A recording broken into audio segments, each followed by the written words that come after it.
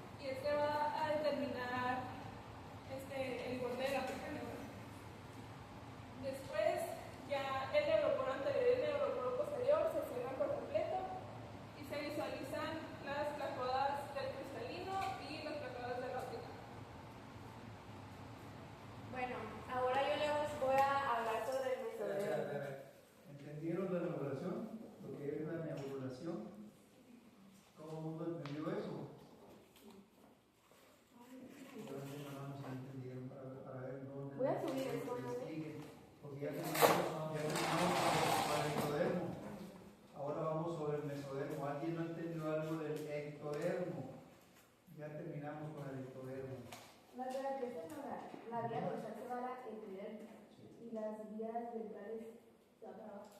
Se van hacia todo el resto del cuerpo, formándose una bola de poros en el cuerpo, ¿ok? Incluyendo parte de los dientes, de encina y esmalte, no sé qué es lo que se interesa ahí. Entonces, estas son importantes para que de una vez entiendan que se van a formar el de ahí. ¿Alguien no entiende otra cosa del ectodermo? Ectodermo, genes, proteínas, todo lo que se va a incidir en el ectodermo y que se va a inhibir también. ¿Todos entienden bien eso? ¿Seguros? ¿Seguros? Ok, ahora vamos a cambiar entonces a mesodermo. ¿El mesodermo cuántas partes tiene el mesodermo? 3 partes. ¿Cuáles son las partes del mesodermo? Paraxial, intermedio, entonces vamos a hablar del paraxial. Ya terminamos con el ectodermo. Ahora vamos a hablar del mesodermo. ¿Está lista? Sí. Bueno, las capas mesodérmicas todas se van a formar a partir de una lámina delgada que va a estar a cada lado de la línea media, o sea, aquí se puede ver. Hay una a cada lado, es la parte roja y pues esto vendría siendo la línea media, ¿no? Por donde está la notocorda. Se va a formar el mesodermo paraxial en el día 17. Las células más cercanas a la línea media van a proliferar y van a formar un tejido grueso que se conoce como el mesodermo paraxial. Aquí se puede ver, la parte más cercana a la línea media es más gruesa, ¿no? Y esto es el mesodermo paraxial. Al inicio de la tercera semana, el mesodermo paraxial se va a empezar a organizar en segmentos que vamos a conocer como somitómeros. Pues obviamente cada somitómero va a estar formado de células mesodérmicas y los somitómeros van a aparecer primero en la región cefálica y luego se van a ir en dirección craniocaudal, o sea, de arriba hacia abajo. En la región de la cabeza, los somitómeros van a formar las neuronas, que son los que contribuyen al mesenquima de la cabeza. Abajo de la región de la cabeza va a estar la región occipital y de la región occipital a la caudal, las somitómeras se van a organizar en somitas. Las somitas aparecen primero en la región occipital, que vendría siendo esta parte, aparecen en el día 20 y van a adoptar una dirección cefalocaudal, o sea, de arriba hacia abajo. ¿Ya? Al final de la quinta semana va a haber un total de 42. ¿Dónde están las somitas del dígito para que tengan todo el mundo? Esas son las somitas, de un lado y del otro. Sí, este es el tubo neural y aquí están las somitas de cada lado. Bueno. Se está viendo por encima, estamos viendo por encima, ahorita no estamos viendo por dentro, sino por encima. Ok. ¿Vale? Bueno, al final de la quinta semana va a haber un total de 42 a 44 somitas, de las cuales 8 pares van a ser occipitales, 4, 8 van a ser cervicales, 12 pares van a ser torácicos, 5 lumbares, 5 sacros y de 8 a 10 pares coccigios. El primer par occipital y del quinto al séptimo coccigio van a desaparecer y el resto va a formar lo que sería el esqueleto axial. Espérate, y en este tiempo se puede calcular la edad del embrión a partir del conteo de somitas. O sea, dependiendo de cuántas somitas haya, se puede calcular la edad que tiene el embrión. Comenzando desde cuando, es muy importante eso. Comenzando desde la tercera semana.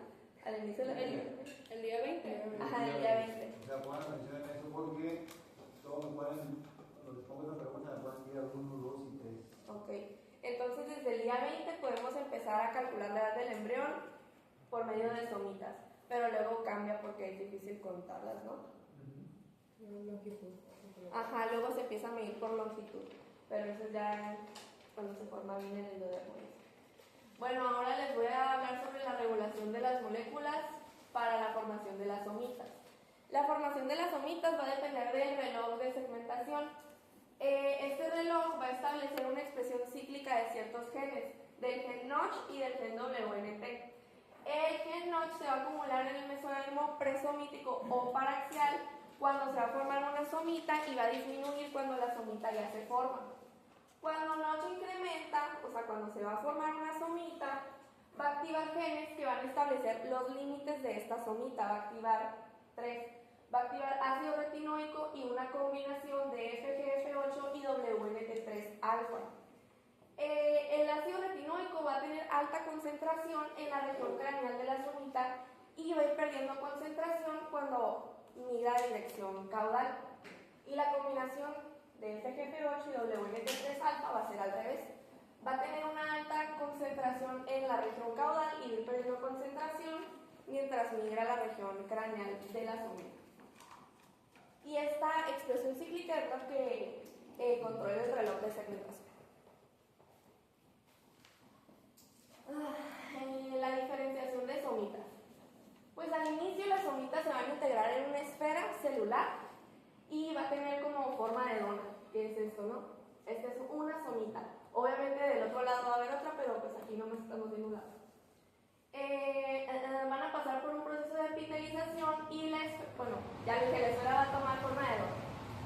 Al inicio de la cuarta semana, las paredes ventromedial, que vendría siendo esta parte de aquí, van a migrar y circundar el tubo neural y la notocorda. ¿Cuál es la ventromedial? Esta parte. Ventromedial. ¿Aquí? Abajo. Abajo. Adentro. Adentro. Esa es la ventromedial. Esta de aquí.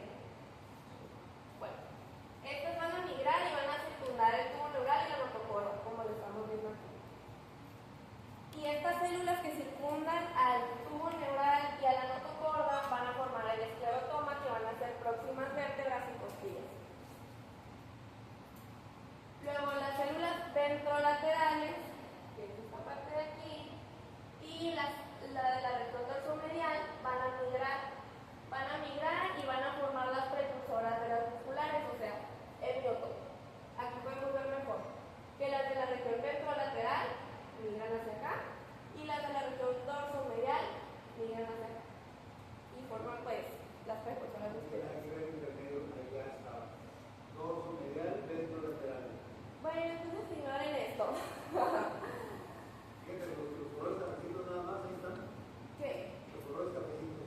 Por eso Dorsomedial y ventrolateral. aquí están las células dorsomediales y aquí están las ventrolaterales. ¿Y plata lateral? Andan en el intermedio, tú en el. Bueno, ignoren eso también. Luego las células que están entre la región ventrolateral y dorsomedial van a ser las que forman el dermatoma. Luego, las células del miotoma se van a volver más mesenquimatosas y van a migrar debajo del dermatoma para formar el dermamiotoma. El dermamiotoma pues está formado se puede ver que está formado como por dos capas, ¿no? Del dermatoma y el miotoma. Por medio del miotoma se van a formar los músculos intercostales, los músculos de la espalda y algunos músculos de las extremidades. Y el dermatoma va a formar la dermis de la espalda, junto con el miotoma. La dermis de la espalda. Cada somita va a formar su propio esclerotoma, miotoma y dermatoma.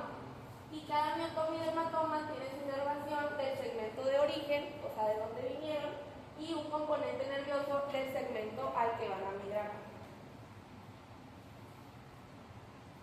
Ahora la regulación molecular de la diferenciación de somitas, pues las señales para esta regulación vienen de las estructuras circundantes, que son la notocorda, que es esta, el tubo neural, la epidermis y el mesodermo lateral. Noguina y Sonic Hedgehog van a ser secretadas por el piso del tubo neural y la notocorda. Estos van a secretar productos proteicos que van a inducir a la porción ventromedial a convertirse en el esclerotoma. El esclerotoma va a expresar PAX1, y PAX1 va a expresar genes que van a formar el hueso y el cartílago de las vértebras. El tubo neural dorsal va a expresar WNT. WNT va a expresar PAX3, que va a marcar la región del dermamiotoma, del somito.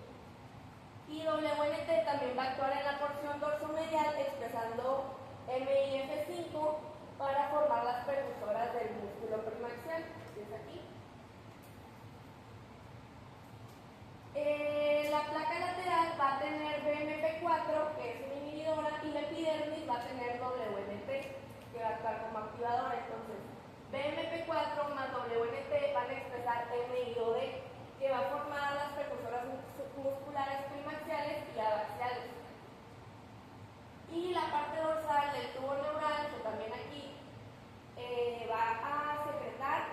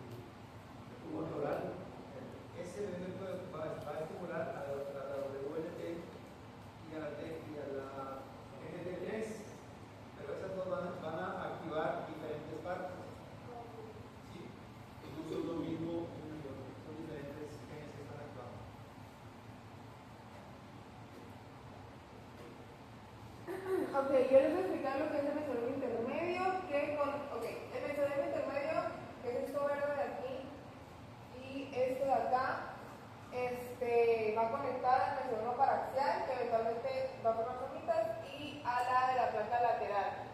Este que está acá, aquí se puede ver la notocorda y el tubo nodal. Y en este corte también podemos ver que este es el mesodermo intermedio, este es el paraxial y este es el de la placa lateral. Ok, derivados del mesodermo intermedio. Primero se va a diferenciar entre estructuras urogenitales. En la región cervical y torácica del embrión va a formar cúmulos de células segmentarias que van a ser nefrotomas, que son esenciales para la formación del sistema urinario. Y luego en la región caudal se va a formar una masa no segmentada que se llama cordón nefrógeno, y va a dar origen a los riñones eventualmente.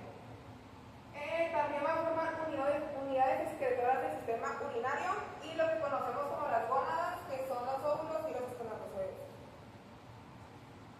Ok, ahora vamos con el mesodermo de la placa lateral. Okay. El meso de la intermedia, está fácil, ¿verdad? Es más fácil. Ahora vamos con la placa lateral. Ok, se va a dividir en dos hojas. Una que unida al ectodermo, que es esta parte de aquí, 9, esta parte de acá, que va a ser el parietal. Aquí también se puede alcanzar a ver desde esta vista en el embrión del día 19. Aquí está el ectodermo y aquí está lo que es el mesodermo parietal paredes.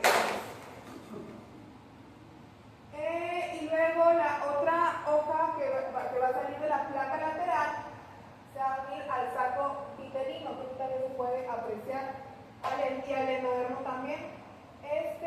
Y los dos se van a unir también al mesodermo extraembrionario.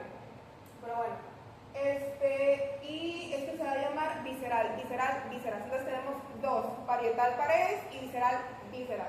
El parietal se va a unir al al ectodermo, y el visceral se va a unir al endodermo. Y aquí se puede apreciar en otra vista, aquí está el parietal y aquí está el visceral. Ok, esta es otra imagen que también les puse el día 21, donde ya se ve más desarrollado el embrión. El parietal va a rodear a la cavidad intraembrionaria que se está formando. Estas son las cavidades intraembrionarias, apenas se están formando. Y el parietal, a la vez que se une al ectodermo, también va a rodear a las cavidades intraembrionarias. Y el visceral, que ahí saldrán las vísceras, se va a unir al saco vitelino y al endodermo. Ok, estas dos imágenes son del día 21 de desarrollo y al final de la cuarta semana. Ok, ¿qué está pasando aquí? El saco amniótico está cerrando al saco vitelino, lo va a cortar y se hará la pared del intestino. ¿Ok? En la final de la cuarta semana ya tenemos la cavidad intraembrionaria 100% formada. ¿Ok? ¿Qué van a hacer estos mesodermos? El parietal va a rodear a la cavidad intraembrionaria, que está aquí en verde. Aquí apenas se está formando. Y aquí apenas el saco amniótico está cortando al vitelino.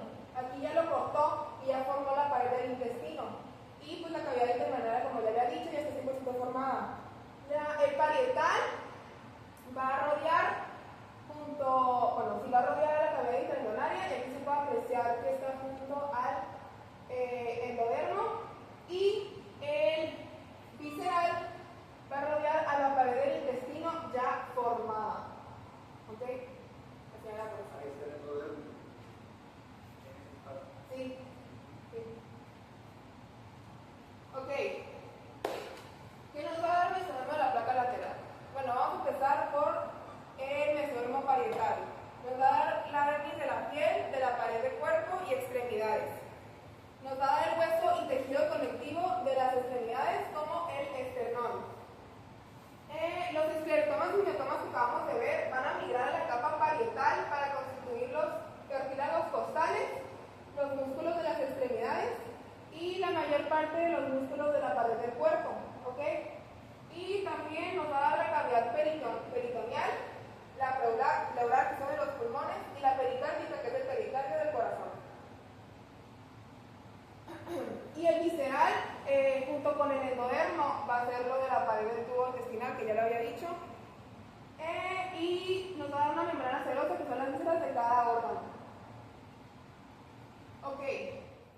Otra cosa que nos va a dar el mesodermo a la placa lateral van a ser los vasos sanguíneos, o sea, bueno, la formación de los vasos sanguíneos. Ok. Los vasos sanguíneos se van a formar a través de dos mecanismos.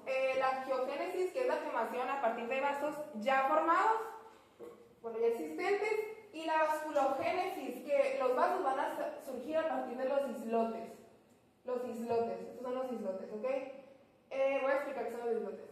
Los primeros islotes van a aparecer en el mesodermo rodeando la pared del saco vitelino, ¿ok? En la tercera semana. Poco después van a ir a la placa lateral y a otras regiones, ¿ok? Estos islotes derivan de las células del mesodermo para producir hemangioblastos, que son los precursores de las células hemáticas y vasos sanguíneos. Ahorita vamos a ver un poquito más adentrado esto.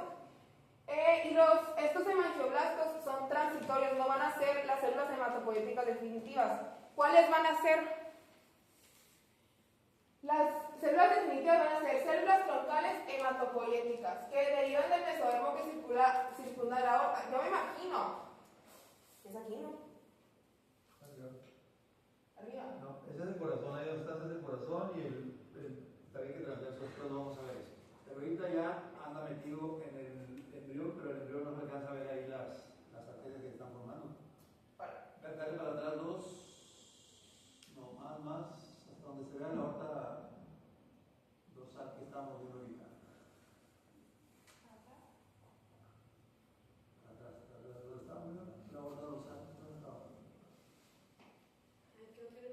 Ahí, verlo para adelante. Ya está ahí dentro, ya está formada la aorta dorsal, que tampoco va a durar mucho tiempo, después va a desaparecer, pero ya está dentro del cuerpo.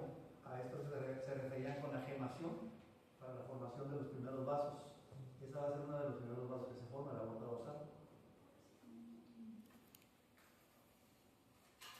Ok. Atrás. Espérate. Ahí es importante que recuerden nada más los hemangioblastos van a formar la parte del centro y la parte periférica. ¿Qué nos forman la parte del centro y la parte periférica de los hemangioblastos? La del centro, es que ahorita lo voy a explicar. Ok. O sea, tengo imágenes. Ok. Bueno, a este sitio se le llama región aortogonadomesonéfrica. Y bueno, las células troncales hematopoyéticas van a circundar al hígado. Ok, importante. El hígado va a comenzar a ser el órgano hematopoyético principal del embrión desde el segundo al séptimo mes. Después del séptimo mes, estas células troncales hematopoyéticas empiezan a circundar a la médula ósea, que va a ser el tejido hematopoyético definitivo. Ok, ahora voy a hablar de la regulación molecular de la formación de los vasos sanguíneos y de la sangre. Primero vamos a empezar con vasculogénesis. Bueno, FGF2, que es factor de crecimiento de fibroblastos 2, va a inducir el desarrollo de los islotes y a partir de las células del mesodermo que van a originar a los hemangioblastos. Son los hemangioblastos. ¿Ok? Un factor que se llama HOXB5 va a secretar el factor de crecimiento endotelial vascular. Factor de crecimiento endotelial vascular. Que yo le digo BEP, el BEP va a ser secretado por Sammy Hedgehog, y lo que nos va a hacer el BEP también va a dar origen a los hemangioblastos. ¿Para qué va a dar origen a los hemangioblastos? Para que de estos, para que los hemangioblastos creen hematocitos y vasos sanguíneos. Los hematocitos son las células de la sangre. Ok.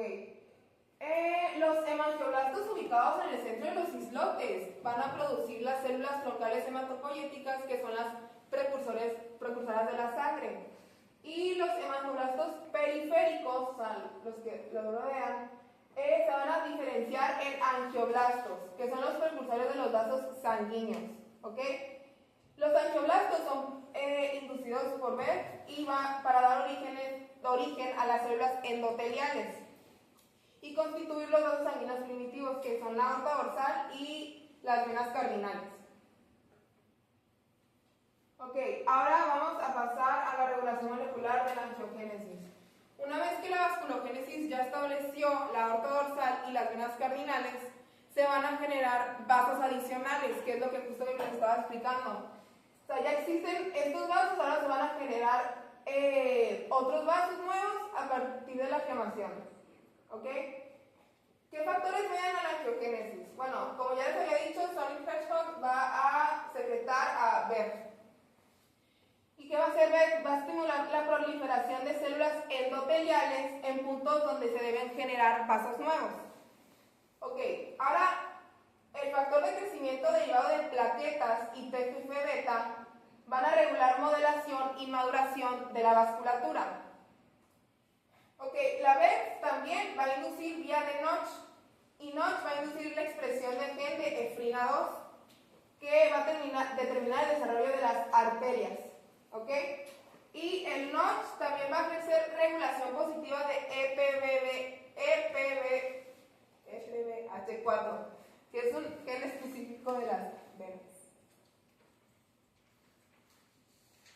Bueno, Bien, terminamos con mesodermo y pasamos a endodermo ahora.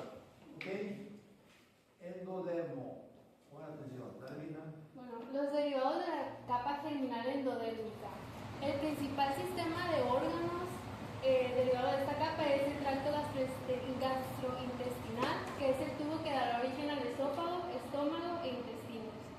Aquí la capa endodérmica cubre la superficie ventral del embrión y pues va a formar el techo del saco vírico.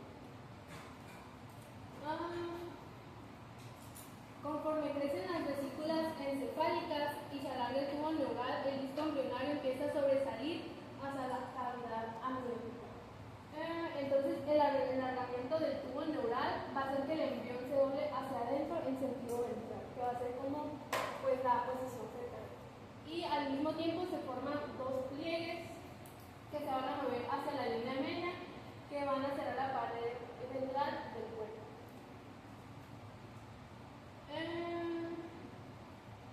La pared ventral queda cerrada por completo, a excepción de la región umbilical. Y ahí siguen pegados el pedículo de fijación, que va a ser el futuro cordón umbilical, y una conexión con el saco vitelino. Si los pliegues laterales no se cierran bien, pues pueden aparecer defectos de la pared ventral, como algunos tipos de hernias, defectos abdominales, y por eso es importante que este se cierre bien. ¿Cuál es el cordón umbilical ahí? ¿Cómo? ¿Cuál es el cordón umbilical ahí? Es el cordón umbilical, ¿verdad?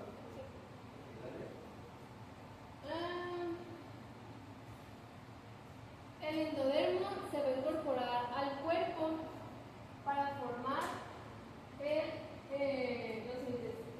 tubo intestinal, y se va a dividir en tres partes: el intestino anterior, el intestino medio y el intestino posterior. El intestino anterior va a estar limitado temporalmente por la membrana bucofaríngea, que en la cuarta semana se va a romper para que haya conexión entre la cavidad bucal y el intestino primitivo. El intestino medio se va a comunicar con el saco vitelino mediante un pedículo ancho llamado conducto vitelino, que es este que está así. Y al inicio este conducto es ancho, pero conforme vaya creciendo, pues se va a estrechar y se va a alargar. El intestino posterior también va a terminar limitado por la membrana cloacal. Y en la séptima semana es cuando se va a romper para formar el orificio del árbol. Otro resultado importante del crecimiento cefalocaudal y del plegamiento lateral es la incorporación parcial del alantoides al cuerpo del embrión, formando la cloaca. Y la región distal del alantoides va a permanecer en el pedículo de fijación. En la quinta semana vamos a encontrar tres componentes principales limitados a la región umbilical. Va a ser el conducto del saco vitelino,